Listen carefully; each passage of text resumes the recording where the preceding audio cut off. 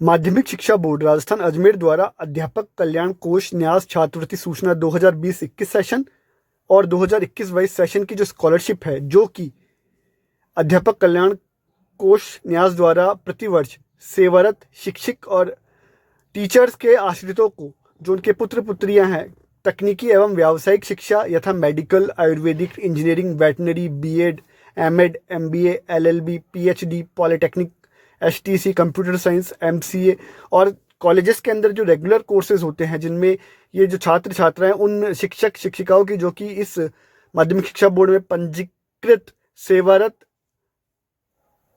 परीक्षक हैं, उनके लिए होने वाली है। इसमें हम डिटेल में जानने वाले हैं। तो यहाँ आदरणीय गुरुजन एवं एसवाईजियंस, आप सभी का स्किल यूथ गुरुकुल के इस एपिसोड में स्वागत है। डियर एसवाईजियंस, वीडियो की थीम हम जान चुके हैं। अब इस वीडियो को हम डिटेल में डिस्कस करते हैं।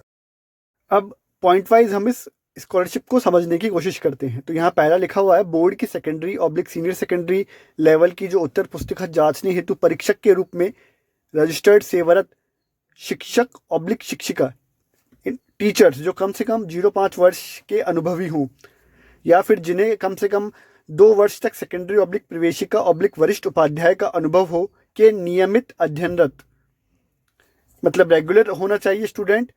कौन कौन ले सकता है ये स्कॉलरशिप?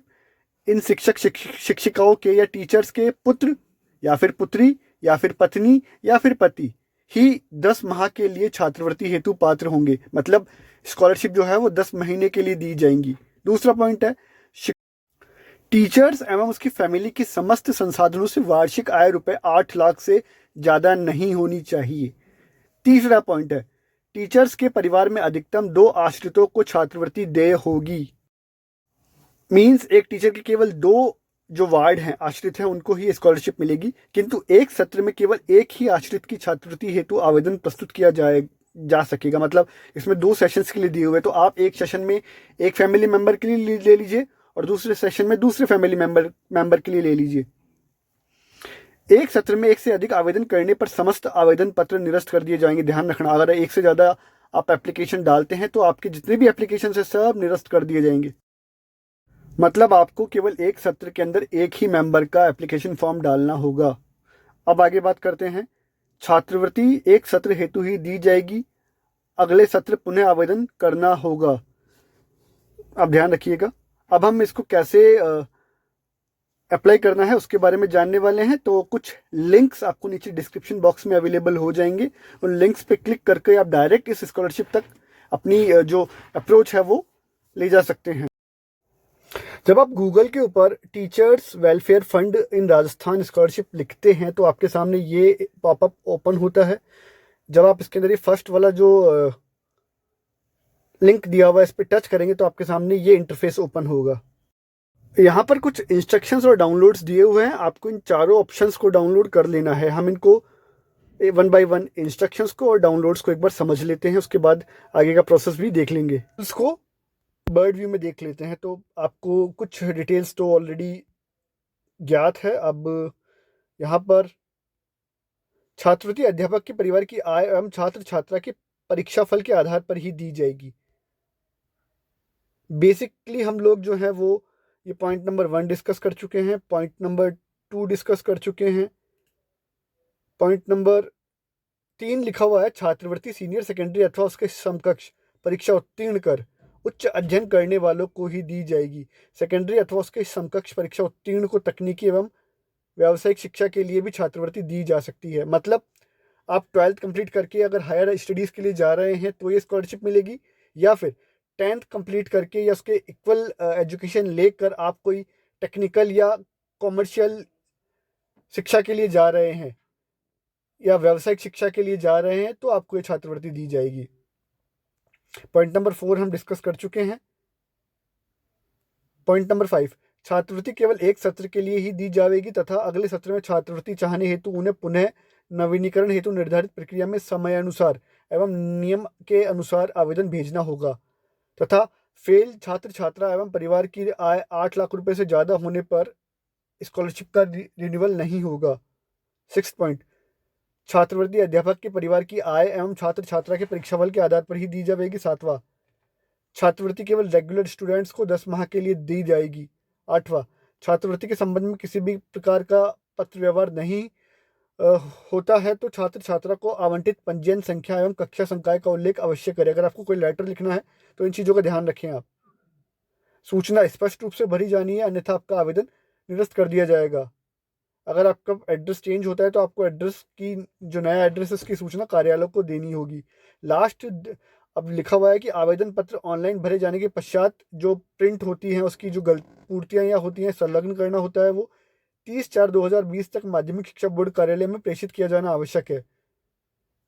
छात्र की शिक्षण संस्थान द्वारा प्रमाणीकरण, उसका सर्टिफिकेट जो मैं आगे लगाने वाला हूँ, छात्र की वर्तमान अंतिम संस्था द्वारा प्रमाणीकरण, गत परीक्षा की एग्जाम मार्कशीट, अध्यापक का फॉर्म 16, यदि पति पत्नी भी सेवारत है तो उनका भी फॉर्म 16, साथ में आवेदन पत्र में अंकित बैंक सूचना, नाम, पूर्ण खाता संख्या, IFSC कोड आदि के सत्यापन हेतु छात्र के बैंक खाते की पासबुक की जेरोक्स या फिर एक कैंसिल चेक जो है वो लगा देना है।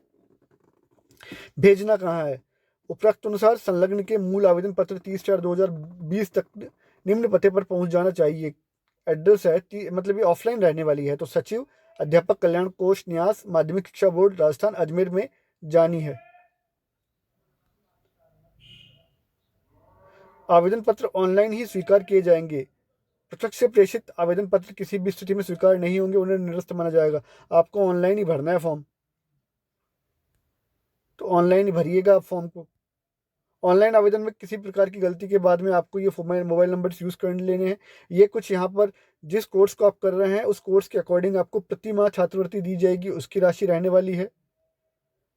और अध्यापक की परिभाषा यहाँ पर जो कि गौर करने लायक है वो है, अध्यापक का अर्थ उस अध्यापक अध्यापिका से है जो मान्यता प्राप्त शिक्षण संस्थान में 5 वर्ष से अध्यापन कार्य में संलग्न है तथा कम से कम 2 वर्ष तक सेकेंडरी अथवा प्रवेशिका अथवा वरिष्ठ उपाध्याय कक्षाओं से संबंधित हो अथवा रहे हो एवं साथ ही बोर्ड की उत्तर पुस्तिका जांचने हेतु परीक्षक के रूप में पंजीकृत हो। इस श्रेणी में सेवानिवृत्त अध्यापक अथवा अध्यापिका भी सम्मिलित है। तो ये कुछ ध्यान देने वाली बात थी। इस स्कॉलरशिप के ये दिशा निर्देश रहने वाले हैं जो कि बेसिकली पंजीकृत अध्यापकों के आश्रितों को छात्रवृत्ति के लिए ऑनलाइन आवेदन पत्र भरने हेतु ध्यान रखने होंगे। ध्यान रखिएगा, टीचर की वाइफ या फिर टीचर का हस्बैंड या उसके पुत्र या उसकी पुत्रियाँ कोई भी इस स्कॉलरशिप के लिए अप्लाई कर सकते हैं। तो ये जो PDFs हैं ये आपको डिस्क्रिप्शन में अवेलेबल हो जाएगी, आप वहाँ से चेक कर लीजिएगा। आपको इसमें बताया गया है कि किस तरीके से इस फॉर्म को आपको ऑनलाइन भरना होगा। ये ऑफलाइन नहीं है, ये ऑनलाइन फॉर्म है जो कि आपको अपनी जो रजिस्टर्ड ID है परीक्षक के रूप में जो आपको मिली हुई है उसको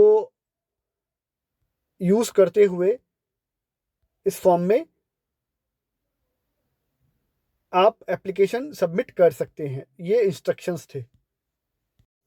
रजिस्ट्रेशन का प्रोसेस देख लेते हैं। नीचे डिस्क्रिप्शन में जो लिंक दिया हुआ है आप जब उस पर टच करते हैं तो आपके सामने ये इंटरफेस ओपन होता है। इसके अंदर आपको अपना एग्जामिनर रजिस्ट्रेशन नंबर जो है वो लॉगिन हियर के नीचे फीड करना है, भर देना है, फिल करना है।